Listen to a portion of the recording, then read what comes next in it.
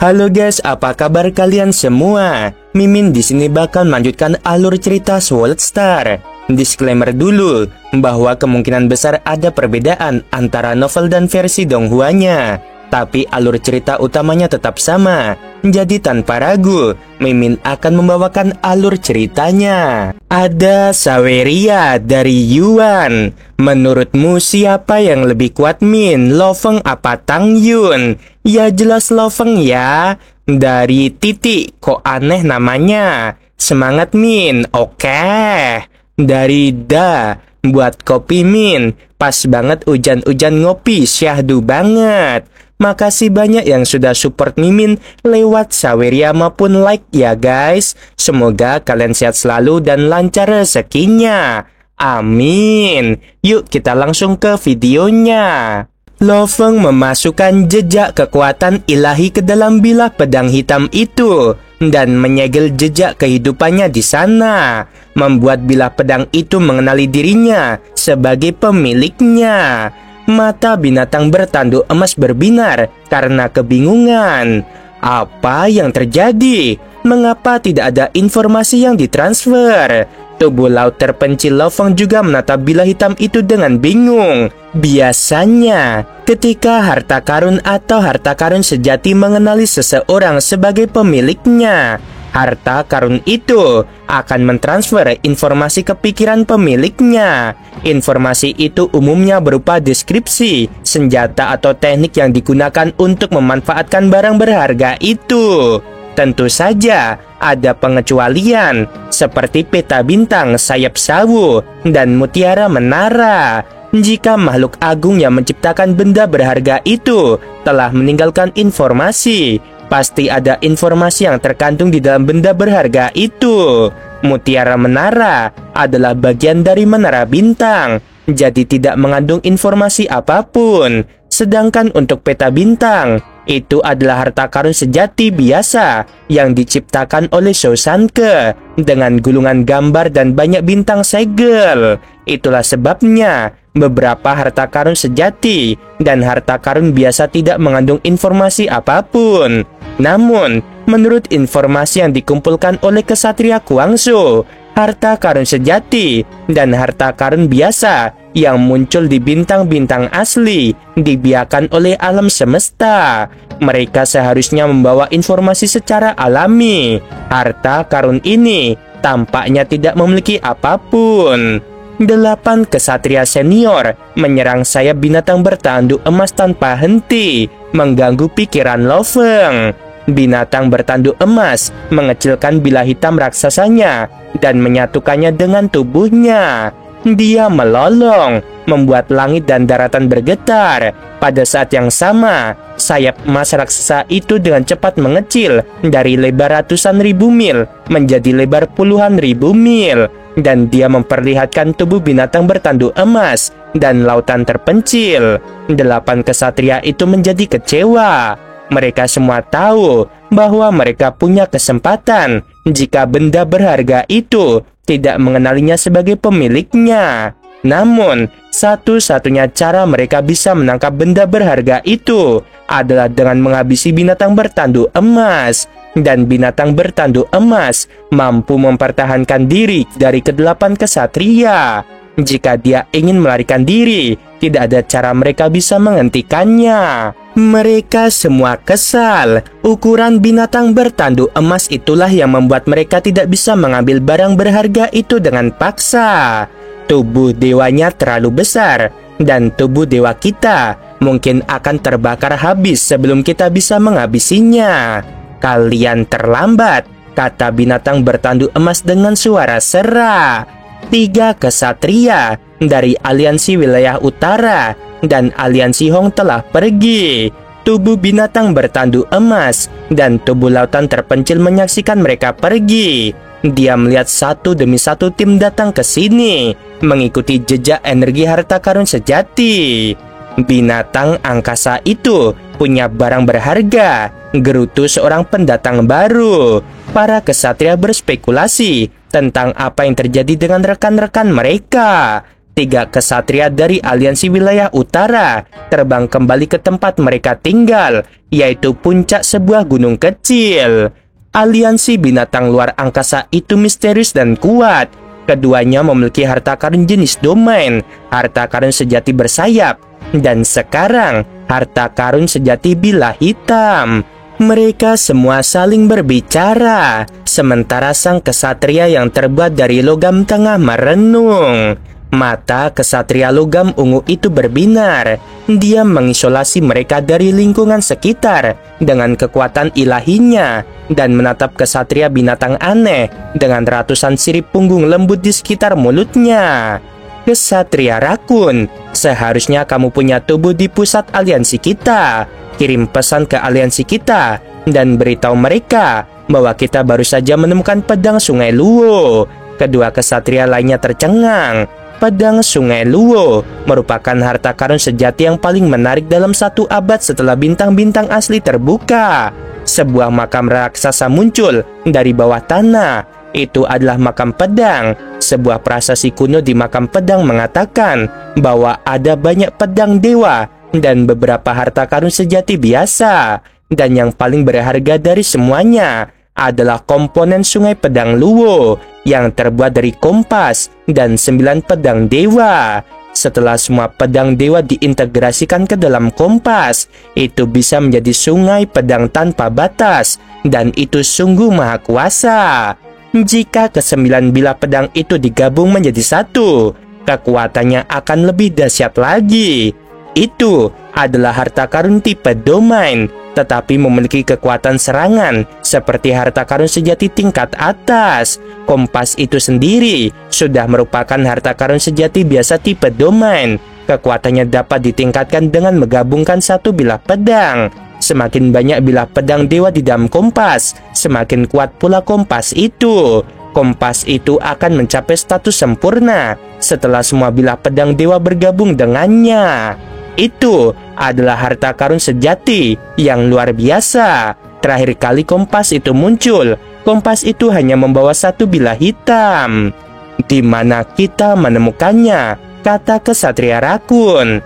Kesatria logam ungu itu berkata, pisau hitam yang diperoleh kedua binatang luar angkasa. Aku telah melihat foto-foto pedang Sungai Luo, dan pedang hitam yang baru saja kita lihat itu persis sama dengan pedang di foto-foto itu. Ayo beritahu aliansi kita. Banyak makhluk agung yang memasuki bintang-bintang asli telah meninggalkan klon mereka di ras mereka sendiri. Tetapi ada juga beberapa yang meninggalkan tubuh asli mereka. Klon mampu mengirim pesan-pesan sederhana, tetapi mereka tidak mampu menangani masalah-masalah penting. Klonku telah memasuki pusat aliansi kita. Seorang Universe Master tengah menemuiku, gumam kesatria rakun. Beberapa saat kemudian, aku telah menceritakan kejadiannya kepada Universe Master, dan aku telah meniru bentuk bilah hitam itu menggunakan pikiranku. Universe Master itu mengatakan bahwa harta karun itu memang pedang Sungai Luo. Universe Master itu meminta kita untuk tidak melakukan tindakan apapun. Dia telah memberitahu beberapa Universe Master yang paling dekat dengan bintang asli ini, dan Master Fumo akan datang ke sini, dan dia telah menandai kontribusi kita.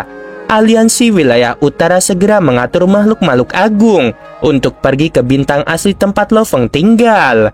Di dalam alam semesta virtual di sebuah bar terbuka, banyak kesatria dari kota aliansi Hong berkumpul. Hampir semua makhluk hebat yang memasuki bintang asli meninggalkan klon, dan mereka menggunakan untuk terhubung ke jagat maya. Beginilah cara mereka menyampaikan informasi.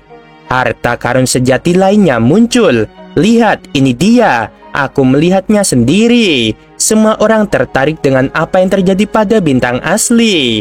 Sayang sekali, kamu tidak bisa mendapatkan harta karun sejati meskipun berada tepat di depanmu. Dan yang lebih buruk lagi, harta karun itu diambil oleh aliansi binatang luar angkasa. Apa yang bisa kulakukan? Kata kesatria berkepala botak itu. Kedua makhluk agung dari aliansi binatang angkasa memiliki tubuh dewa sepanjang sekitar 6.000 mil. Apa kamu benar-benar berpikir aku masih bisa mendapatkannya? Bahkan Universe Master akan kesulitan menghadapi tubuh raksasa seperti itu. Bukankah ini pedang dewa dari Blade Luo? Sementara itu, Lo Feng berjalan menuju bar terbuka. Kesatria Guangzhou, teriak Lo Feng saat melihat kesatria Guangzhou. Guangzhou menoleh ke arahnya dan tersenyum lebar. Lo Feng berjalan ke arahnya sambil tersenyum. Tiba-tiba, dia mengerutkan kening saat sosok yang menarik perhatiannya. Lo Feng mengenali kesatria buta itu. Dia adalah salah satu dari 2 kesatria aliansi Hong yang telah menyerangnya. Ketika pikiran Lo Feng masih berada di alam semesta virtual, 3 makhluk besar berkumpul di hutan di bawah portal pusaran air di bintang asli tempat Lo Feng tinggal. Kami tiba di sini secepat yang kami bisa atas perintah aliansi kami, kata salah satu dari mereka. Sepertinya kami yang pertama tiba. Begitu binatang angkasa itu mengetahui bahwa bila hitam dewa itu adalah bagian dari sungai pedang Luo, mereka semua akan bergegas ke portal pusaran air itu. Jika mereka berhasil, mereka dapat melakukan teleportasi ke negara dewa, dan kita tidak dapat menangkap mereka lagi. Kita harus menjaga tempat ini dan menghentikan mereka melakukan hal itu. 2 makhluk terbang di langit, salah satunya tinggi sekitar 100 kaki. Makhluk itu memiliki 3 tanduk di kepalanya dan mata seperti elang. Lengannya tebal dan kokoh, dan dia memegang tombak kuno dengan 3 noda darah di ujungnya. Sedangkan yang satunya lagi tingginya sekitar 30 kaki dan seluruh tubuhnya diselimuti jubah hitam. Bahkan wajahnya ditutupi oleh topeng hitam. Kesatria Beifeng, kamu dapat menyerang jiwanya terlebih dahulu, kata kesatria bertanduk 3 yang memegang tombak kuno. Jika kamu tidak dapat menghabisi mereka secara langsung, kamu dapat mempengaruhi mereka. Kemudian aku akan terlibat dalam pertempuran jarak dekat dengan mereka dengan tubuh dewa yang membara, teknik pamungkasku, dan tombak darah Kiku. Bahkan jika binatang buas luar angkasa mengenakan baju sirah harta karun sejati biasa, seranganku yang dahsyat ini dapat menyaingi serangan dari seorang Universe Master. Baju sirah mereka mungkin hanya dapat melemahkan serangan hingga 1/1000 atau bahkan 1/100. Tombak darah Cimu adalah harta karun sejati yang sangat berharga, kata kesatria Beifeng. Kita pasti akan berhasil. Kesatria Darachi adalah kesatria yang terkenal di aliansi wilayah utara. Dia memiliki 3 harta karun sejati, dan senjata yang dia gunakan untuk pertarungan jarak dekat adalah harta karun sejati tingkat tinggi. Bersama dengan teknik pertarungan jarak dekatnya, dia bahkan bisa bertarung dengan Universe Master untuk waktu yang singkat. Begitu dia menyerang dengan kekuatan penuhnya, itu akan melampaui batas harta karun sejati biasa. Kesatria Beifeng dan kesatria Darachi berlari ke arah Lo Feng seperti 2 kilatan cahaya. Lo Feng adalah orang pertama yang tiba di tempat kelahiran pedang hitam itu. Jadi aliansi wilayah utara dengan cepat memperkirakan bahwa Lo Feng pasti tinggal di daerah yang dekat dengan tempat kelahirannya. Begitulah cara kesatria Beifeng dan kesatria Darachi tahu kemana mereka harus pergi. Di alam semesta virtual tempat ras manusia, Lo Feng menatap kesatria botak di kejauhan. Dia terkejut dengan apa yang dilihatnya. Pada saat yang sama, sekelompok besar kesatria berkumpul di sekitar kesatria botak itu. Mereka tampak terlibat dalam percakapan yang menarik. Lo Feng mendengar setiap kata yang diucapkan. Kelihatannya seperti harta karun sejati biasa, tapi setidaknya nilainya sama dengan harta karun sejati senior. Benar sekali, pedang Sungai Luo akan sempurna hanya jika semua bilahnya terkumpul. Dan selama masih ada 1 bilah yang bersembunyi bersama kita, aliansi Hong akan mendapatkannya kembali. Lo Feng tercengang. Pedang hitam suci yang diperolehnya adalah pedang suci dari pedang Sungai Luo. Lo Feng menyadari kekuatan tenaganya berdasarkan beberapa deskripsi singkat. Itu adalah harta karun sejati tipe domain tingkat atas dan memiliki kekuatan serang seperti harta karun sejati tingkat atas. Itu setidaknya sama berharganya dengan harta karun milik pemimpin kota kekacauan primal, yaitu Sungai Seribu Harta Karun. Lo Feng berpikir, tiba-tiba menyadari bahwa dia dalam bahaya besar. Kaisar Sungai Pedang, kata kesatria Guangzhou sambil berlari ke arahnya. Ada beberapa masalah yang harus kuhadapi sekarang, kata Lo Feng. Aku akan bicara denganmu nanti. Lo Feng kemudian menghilang. Itu membuat kesatria Guangzhou bingung. Di hutan di bintang asli tempat Lo Feng tinggal, tubuh lautan terpencil Lo Feng dan binatang bertanduk emas segera berdiri. Banyak makhluk agung dari aliansi Hong akan segera berkumpul, katanya. Aku harus pergi sekarang. Ras penjara, aliansi Hong, dan aliansi wilayah utara, semuanya melihat bilah hitam itu ketika aku mendapatkan benda berharga itu. Mereka mungkin tidak punya cukup waktu untuk menghentikanku, tetapi aliansi wilayah utara dan ras penjara akan segera tiba di sini. Binatang bertanduk emas itu melarikan diri, dan dia paling ahli dalam mempertahankan diri dari bahaya. Di bawah kekuatan dewa yang membara dan harta sejati sayap sawu, dia melesat bagai seberkas cahaya keemasan. Pada saat itu, kesatria Darachi dan kesatria Beifeng dari aliansi wilayah utara terbang ke arahnya. Bintang asli itu sangat besar dengan kecepatan cahaya. Butuh waktu hampir 1 jam untuk terbang dari portal pusaran air ke hutan tempat Lo Feng tinggal. Itulah sebabnya kesatria Darachi dan kesatria Beifeng belum sampai di sana. Akhirnya, kesatria Darachi dan kesatria Beifeng melihatnya. Itu binatang bertanduk emas. Mereka berlari ke arah Lo Feng dari pusaran air, sementara Lo Feng bergegas ke pusaran air. Tentu saja, mereka bisa saling melihat di tengah jalan. Mereka mungkin makhluk hebat dari ras lain, tapi tidak mungkin mereka ada di sini untuk mengejarku. Bagaimana mungkin mereka secepat itu? Baiklah, aku akan lari ke bintang asli lain nanti. Binatang bertanduk emas itu terus terbang, dan kadang-kadang ia berputar untuk menjaga jarak dari 2 jejak cahaya itu. Kedua kekuatan besar itu berbelok tajam dan semakin dekat dengannya. Tidak, mereka ternyata mengejarku. Begitu Lo Feng menyadari mereka mengejarnya, dia langsung mengenali mereka.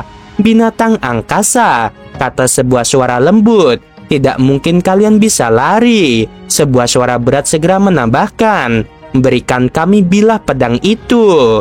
Lo Feng segera melambaikan sayap emasnya dan terbang ke arah lain.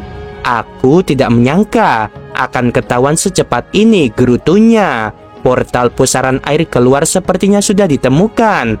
Jika aku ke sana, aku akan terjebak. Baiklah, aku akan pergi ke bintang asli lain melalui portal pusaran air lainnya. Kesatria Darachi dan kesatria Beifeng menatapnya dengan acuh tak acuh. Tampaknya semuanya berada di bawah kendali mereka. Sekarang giliranku, kata kesatria Darachi. Beifeng menatap Lo Feng dari kejauhan, matanya berbinar. Tiba-tiba, aliran waktu di sekitarnya berputar. Serangan jiwa yang tak terlihat segera menangkap binatang bertanduk emas dan menembus tubuhnya. Serangan itu dengan cepat mulai menghabiskan kekuatan ilahinya. Setiap bagian dari kekuatan ilahinya mengandung jejak jiwa, yang berarti Lo Feng akan hancur jika dia terkikis. Erosi jiwa menyerang jiwanya, namun Lo Feng memiliki tekad yang kuat selain mutiara menara untuk melindunginya. Erosi jiwa sama sekali tidak dapat mempengaruhi Lo Feng. Kesatria Beifeng memandang puas ke arah binatang bertanduk emas yang terbang ke satu arah dan melambat karena perlawanan. Dia mengirimkan suara kepada kesatria Darachi. Kurasa aku tidak berhasil mengikis jiwanya, katanya. Tapi dia pasti terpengaruh saat mencoba membela diri dari serangan jiwaku. Sekarang giliranmu. Tunggu saja dan lihat, kata kesatria Darachi. Dia menyerang binatang bertanduk emas bagaikan kilatan cahaya. Kesatria Beifeng mengikutinya. Kesatria Darachi menggeram dan membakar kekuatan dewanya. Pada saat yang sama, sejumlah besar kekuatan dewa dimasukkan ke dalam tombaknya. Dia mengalunkan tombaknya dengan ganas. Tombak itu menusuk ke arah binatang bertanduk emas yang langsung menyadarinya dan mencoba menutup sayapnya untuk melindungi dirinya. Tombak itu begitu kuat sehingga ruang yang dilaluinya terpelintir dengan ganas, membentuk riak-riak ruang yang terlihat. Tombak itu menusuk sayap binatang bertanduk emas. Binatang bertanduk emas terpental karena kekuatan gelombang kejut. Rasanya seperti ditabrak planet. Lo Feng sudah tahu bahwa semakin kuat serangan, semakin tidak berguna armor harta karun sejati biasa untuk melawannya. Sayap sawo adalah harta karun sejati yang bisa terbang. Meskipun sayapnya bisa digunakan sebagai perisai, bagaimanapun juga itu lebih rendah dari harta karun sejati tipe armor sungguhan. Lo Feng berspekulasi bahwa sayap sawo hanya melemahkan serangan hingga setengahnya, sementara armor kekuatan melemahkannya hingga 99,99%. Itu seperti latihan, kata Lo Feng. Kekuatan itu masih memasuki tubuh dewaku setelah menembus sayap sawo dan armor kekuatan hingga dihancurkan oleh tubuh dewaku sepenuhnya. Bagaimanapun, aku masih terluka. Jika bukan karena armor kekuatan, jika dia hanya mengenakan armor harta karun sejati biasa, dia hanya bisa mengendalikan bentuk kedua. Apa? Mengapa dia masih begitu kuat? Kata kesatria Darachi, dia terkejut. Bahkan jika dia menggunakan bentuk ketiga dari baju besi harta karun sejati biasa, dia paling-paling hanya bisa melemahkan kekuatannya hingga 99%. Aku melakukan teknik pamungkasku dengan menghabiskan hampir 1/1000 tubuh dewaku dan menggunakan tombak Darachi. Dia seharusnya terluka parah. Binatang bertanduk emas itu melambaikan sayapnya dan melesat maju. Terlalu cepat, kata kesatria Darachi. Kesatria Beifeng, cepatlah hentikan dia. Serahkan padaku, kata kesatria Beifeng sambil menatap binatang bertanduk emas. Dia melancarkan serangan jiwanya lagi. Namun alih-alih melambat, binatang bertanduk emas malah terus melaju cepat, hampir mencapai kecepatan cahaya. Dia tidak terpengaruh, kata kesatria Beifeng merasa heran. Kita telah ditipu, kata kesatria Darachi. Dia sama sekali tidak terpengaruh. Dia sengaja menahan seranganku untuk menunjukkan kekuatan pertahanannya yang luar biasa. Dia menghinaku. Hentikan dia, kesatria Beifeng. Aku akan mengajarinya konsekuensi karena menghinaku. Kesatria Darachi meraung serak. Matanya berkilau karena haus darah. Sejak memperoleh tombak Darachi, dia menjadi semakin ganas. Dia biasanya mampu mengendalikannya. Tetapi ketika dia terpicu, dia kadang-kadang menjadi gila. Dan dia paling menakutkan ketika dia menjadi gila. Kesatria Beifeng memandang binatang bertanduk emas dari jauh dan melambaikan tangannya. 30.000 belati muncul dan terbang menuju binatang bertanduk emas. Itu adalah harta karun kekuatan spiritual yang dimiliki kesatria Beifeng. Dan sebagai makhluk hebat yang ahli dalam serangan jiwa, dia juga pandai menggunakan senjata spiritual. Bahkan kecepatan makhluk agung tidak dapat dibandingkan dengan senjata kekuatan spiritual. Senjata spiritual terus mendekat. Setelah beberapa saat, mereka mengepung Lo Feng. Binatang bertanduk emas itu membuka sayap emasnya. Sayapnya segera membesar dan menangkis sebagian besar belati hitam. Beberapa di antaranya menembus perut binatang bertanduk emas dan terus mengenai tubuhnya. Tubuh binatang bertanduk emas melambat tajam saat kesatria Beifeng dan kesatria Darachi mendekat. Sialan, kalian berdua masih saja mengejar, katanya. Aku punya armor kekuatan untuk melindungiku. Mereka benar-benar berpikir mereka bisa melukaiku. Aku berpura-pura terkena serangan jiwa karena aku ingin merasakan kekuatan tombak Darachi yang legendaris. Kalau tidak, mereka bahkan tidak akan punya kesempatan untuk melukaiku. Tubuh binatang bertanduk emas menoleh ke belakang dengan dingin. Dia bahkan tidak menganggap kesatria Darachi dan kesatria Beifeng sebagai ancaman. Meskipun dia jauh lebih rendah dalam hal kekuatan menyerang, Armor kekuatannya dan tubuh dewa yang sangat besar dapat membuat kesatria Beifeng dan kesatria Darachi putus asa. Dia hanya ingin menguji kekuatan tombak Darachi, dan sekarang dia akan pergi. Bagaimanapun, aku harus menyingkirkan mereka berdua, pikirnya. Kalau tidak, rencanaku akan ketahuan. Aku akan memberi mereka pelajaran dulu. Tubuh binatang bertanduk emas menggeram dan melambaikan sayapnya. Dia berbalik dan menyerang kesatria Beifeng dan kesatria Darachi. Kesatria Darachi membakar tubuh dewanya dan berlari menuju tubuh binatang bertanduk emas. Sayap binatang bertanduk emas itu menjulur bagikan bilah pedang. Cahaya berdarah melintas di mata kesatria Darachi, dan tombak Darachi juga diselimuti cahaya berdarah. Dia benar-benar gila. Itu seperti dua binatang yang saling bertabrakan. Ruang bergetar. Tubuh binatang bertanduk emas beradu dengan kesatria Darachi dengan sayapnya yang tajam berulang kali, sementara kesatria Darachi terus menghindarinya. Pada saat yang sama, kesatria Darachi mengayunkan tombaknya tanpa henti. Mereka bertarung satu sama lain dengan sengit selama beberapa detik. Kesatria Darachi mundur lebih dulu. Cahaya berdarah di matanya telah menghilang, dan dia tidak lagi seganas sebelumnya. Apa yang terjadi? Tanya kesatria Beifeng sambil terbang ke arahnya. Bahkan teknik pamungkasmu tidak berhasil. Mata kesatria Darachi menyala karena terkejut dan marah. Ini tidak mungkin. Aku kehilangan 9% tubuh dewaku, tetapi masih tidak bisa melemahkan kekuatannya. Kesatria Beifeng dan kesatria Darachi melotot ke arah binatang bertanduk emas. Binatang bertanduk emas menatap balik ke arah mereka dan menggeram. Pada saat yang sama, domain aurora benang emas yang kuat menyelimuti ratusan juta mil persegi di sekitar mereka. Kesatria Beifeng dan kesatria Darachi benar-benar terperangkap. Itu adalah jenis domain yang berharga. Tubuh binatang bertanduk emas itu melambaikan sayapnya dan terbang menjauh dari benang emas aurora yang tak berujung dan bergumam. Pelajaran telah diajarkan. Aku harus pergi sekarang. Kesatria Darachi ini sangat mengesankan. Dia mampu menghabiskan 1/10.000 tubuh dewaku, bahkan dengan armor kekuatan yang melindungiku.